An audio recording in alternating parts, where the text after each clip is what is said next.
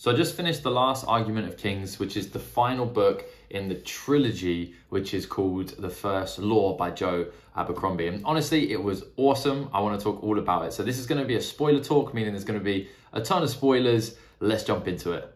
So one of the great things about this series is as it's gone along, we haven't had to relearn about any of our characters. Each book has jumped straight into the action that left off from the book before. So let's start up in the north with some of our best characters. So we're going to start in the north, and I don't think I comprehended the brutality of the Bloody Nine, because we see so much more of the Bloody Nine in this book, and honestly, it is brutal. We see some murders from him that honestly are quite heartbreaking. Maybe the most heartbreaking one was him killing his friend, the Thunderhead, who's coming to help him. We also see him kill a child in the midst of battle. We also see him kill Bethod, which is, that was the goal anyway.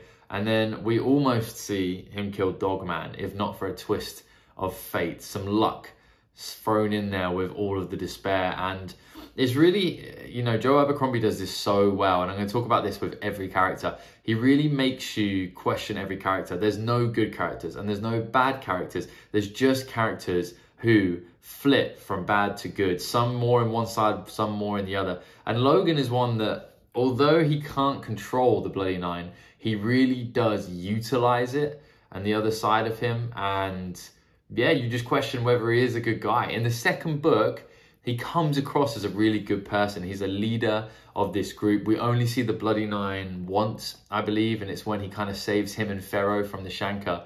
But then this book, you think, wow, this is what he was doing before we met him. And what it sounds like before, he was much more proud of what he was doing as well. So yeah, Joe Abercrombie, hats off to you. You really do make it feel very questionable in my soul to like any of these characters. However, we do get a phenomenal battle with the Feared. And this is something I predicted. It was tailor-made to happen. You have one person who exudes fear, literally called the Feared. And then you also have the Bloody Nine, who seems to have a similar effect on people. Now, one thing I will say for Joe Abercrombie's hyper-focus on just the characters that we're looking at is it does retract from other characters who we don't get a perspective from. So there's three examples of this. Number one, we have Bethod. Now, Bethod, I feel like we should have got more page time considering how important he was to the story. But because our named men talk so much about him, we kind of feel like we know Bethod anyway, because really he's just very similar to our named men. So, I can't begrudge that one. The second one is the Feared itself. And the Feared, I think, could have been built up more, but we did get a really cool preamble in the second book towards the end. We saw how mighty and fearsome this creature really is. So although it could have been built up a lot more, I still feel like I had enough respect for that character, and it had an incredible battle with the Bloody Nine. So again, I can't begrudge it, but maybe we could have seen a bit more build up for that character. But what a character, so cool. And the best example of this would be Bethod's witch. We really don't get much of this witch at all until a very delicious couple of seconds before she dies, when she essentially turns on her hypnotic powers of persuasion to have the named men turn on each other before she is absolutely gets her head caved in, basically. So three examples where I would have liked to have known a bit more about them, but would that have retracted from my knowledge and understanding and time with the characters we have as main characters? Most likely. So, it's a little bit of give and take. It was all really fun anyway. So Logan's arc ends exactly how it begins, with him flying off of, well, out of a window this time it would seem, but last time off of a cliff into a river, leaving all of his friends and all of his enemies behind, probably going to try and start a new life again. And it almost feels like his entire arc was pointless.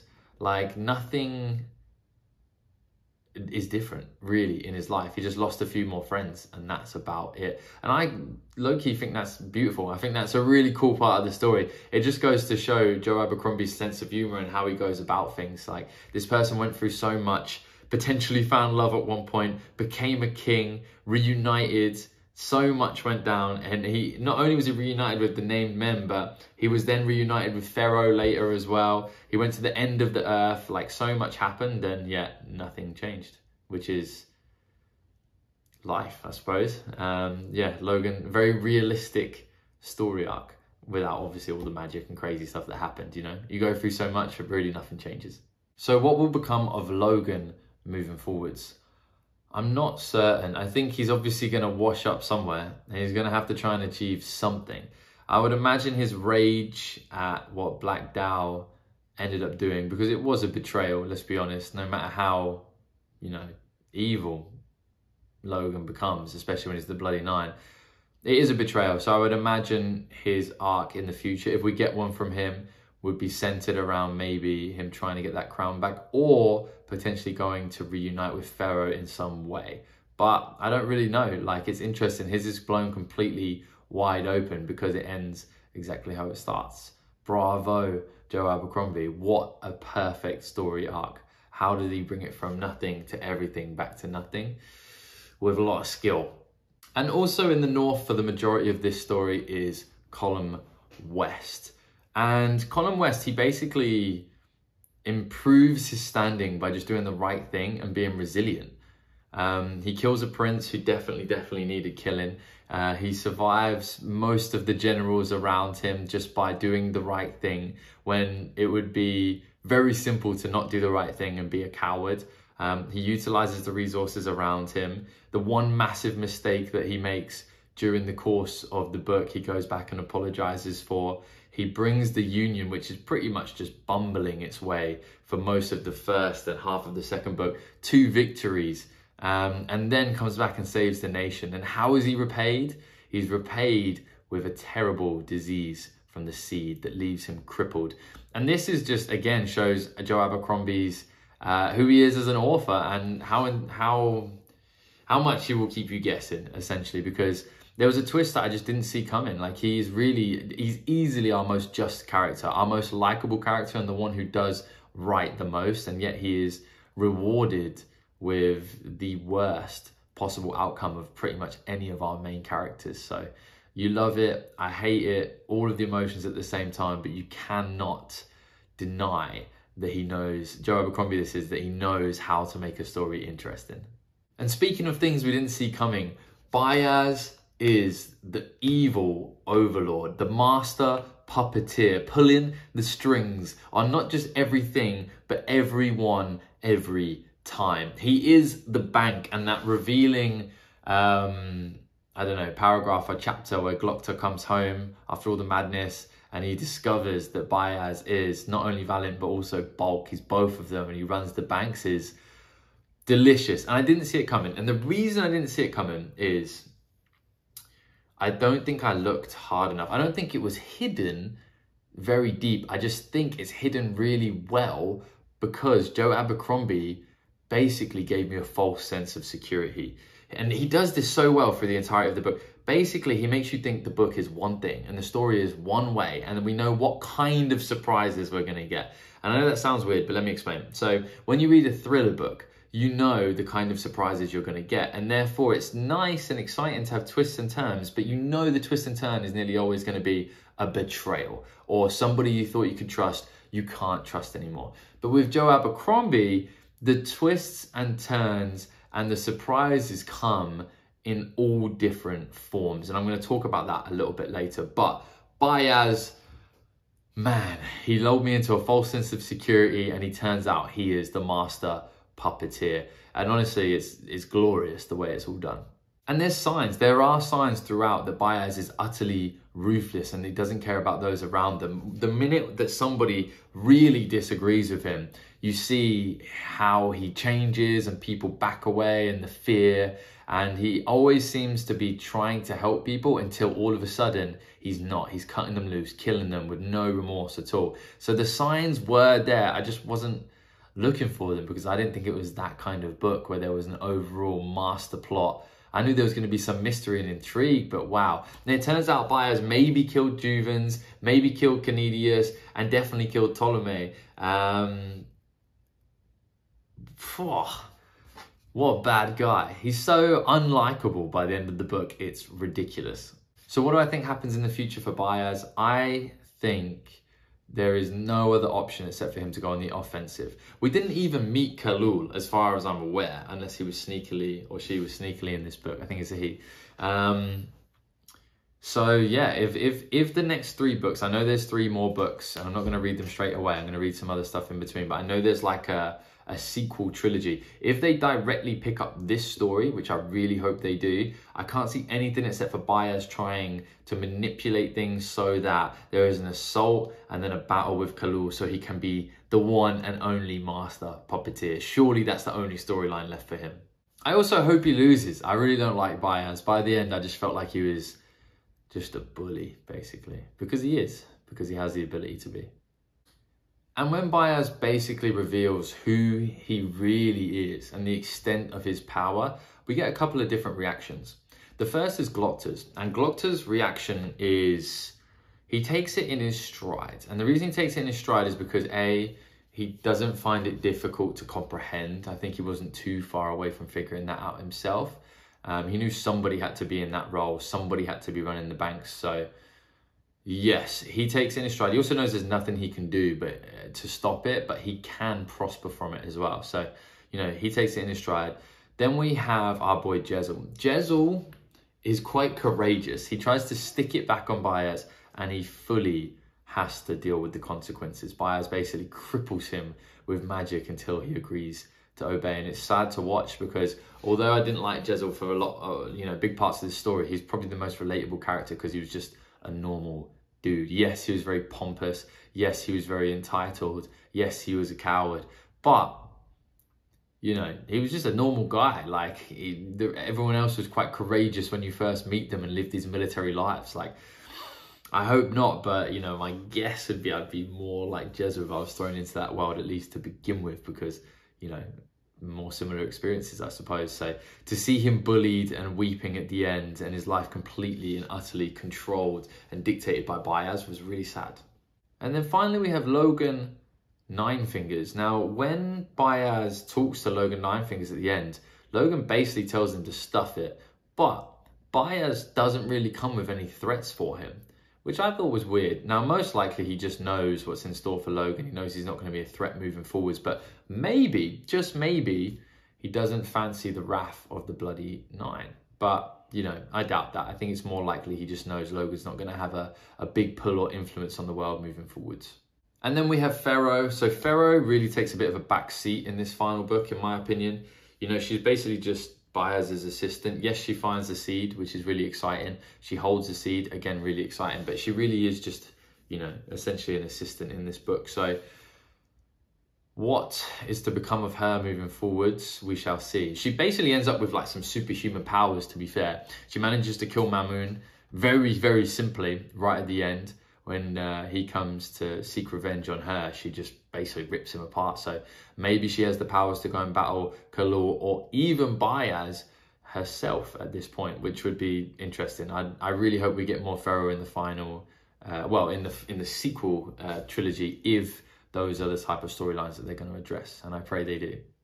However, I do want to put a caveat. She does receive one of the best burns I've ever heard, and it's from Sulfur. And obviously we know Pharaoh is like very moody, very pessimistic, and really just like a feral animal mostly. She's not that interested in friendship and love, as a whole. A little bit, but not really. So she comes across as surly. Anyway, so what Sulfur says to her is, at one point, he says, "I would bid you a good day, but I don't think that you've ever had one." And when I was reading it, I just had to stop and appreciate that. It's such a good burn. I'm definitely going to use it. It's so passive aggressive, and it sounds almost polite enough to not be a burn, but then when you think about it long enough, you're like, damn, he got her good. He got her really good. And then finally onto Glocta. And I can safely say Glocta is one of my favorite characters to read ever from any book, just from a fun and interesting perspective. And Abercrombie, again, does it here. He gives me a character who was, a long time ago, a just, honest, and honourable man, it would seem. And then he was tortured in a dungeon against his will for a long time, not his fault. And now we have this cynical, cunning masochist who realistically is probably classed as evil. However, his intelligence, his charisma, his determination, and his competence just make him my favorite character by an absolute country mile. So, you know, make that of that what you will. You know, I keep on saying it, but Joe Abercrombie, like, it's so impressive how you have these characters that I don't even know if I like them, but I do love them. For example, his final scene is someone he mutilated attacking him, Glocta then convincing the person he mutilated to come with him, work for him, and mutilate somebody who's already in chains and an old man, who granted was pretty evil throughout the course of the books as well. But like, that's where we leave off. And I'm thinking the entire duration, I'm like, Glocta's such a great character. I love reading him. I know he's a bit evil. And then that final scene, I'm just like, why? Am I a bad person for liking this character? Like, it's so confusing to read, which makes it fun. And we did get some really beautiful bits from Glocta. We also got like him finally understanding that Ardi is gonna try her best and love him, and that was just out of nowhere. That felt like I snuck that bit of joy and clarity while that was happening, and it was really enjoyable to read. So Joe Abercrombie, I absolutely loved this trilogy. Thank you so much. And if you've read this trilogy as well, please tell me what you thought. Who were your favorite characters? Did you find a way to justify liking them? Like, tell me your thoughts, because yeah, I've just finished reading it and it was so much fun. I do want to mention a couple of things that Joe Abercrombie does. And one I touched on, which was the way he always keeps you guessing, but in a different way. And I want to elaborate on that a little bit. And I want to go back to my example of, you know, when you read a thriller book and it's always betrayal, double crossing, triple crossing, the penny drop moment when there's some new evidence that's revealed. And yes, Abercrombie has bits of that, but what he really does in this first Law trilogy is he finds new ways to surprise you and to flip it on its head. You know, it's like we have a 2D problem, two-dimensional, and we're going one way, and then it will turn around this way and you'll be like, ah, what a twist. And then all of a sudden, the entire thing will flip and you'll realize, oh, I'm actually looking at a 3D cube. And it will do that so often, it will change the perspective. It's the way that there'll be intense plot armor for a long time, and then all of a sudden, nobody has any plot armor.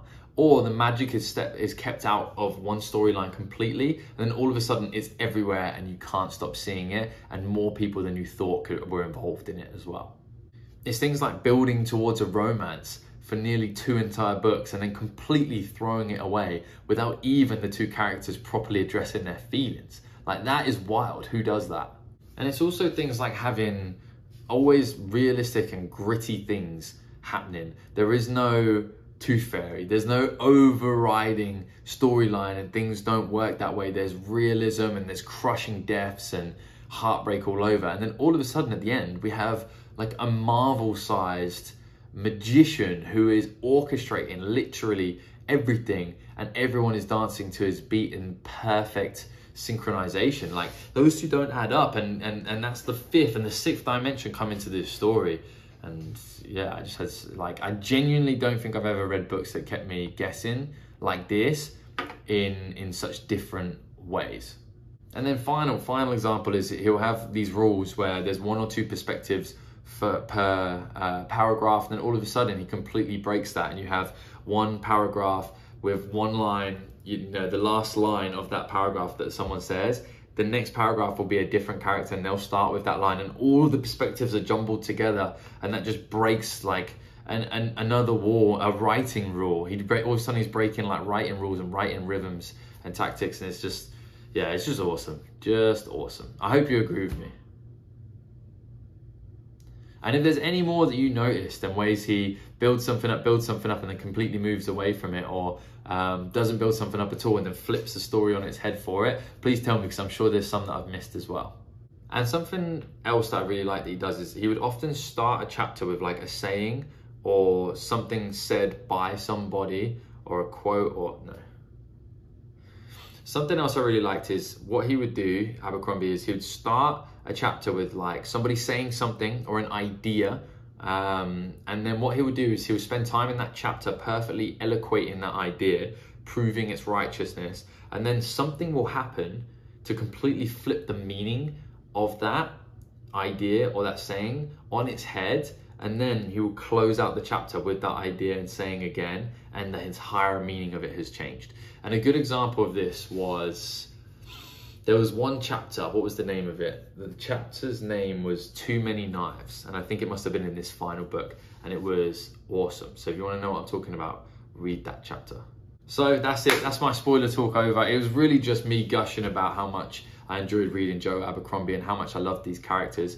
I'm definitely going to read that sequel trilogy. Like I said, if you've read these books, tell me what you thought. Did you like them as much as me? Did you like the same characters as me? Were you as interested in the storylines? Did you notice as many ways he was flipped things on its head? Did you notice more than me? Maybe there's things that I missed. Almost definitely there is. But all I can say is that if you want interesting ideas, intelligent characters, and a storyline that will keep you guessing, this is definitely a trilogy that I'll be rereading for all of those things.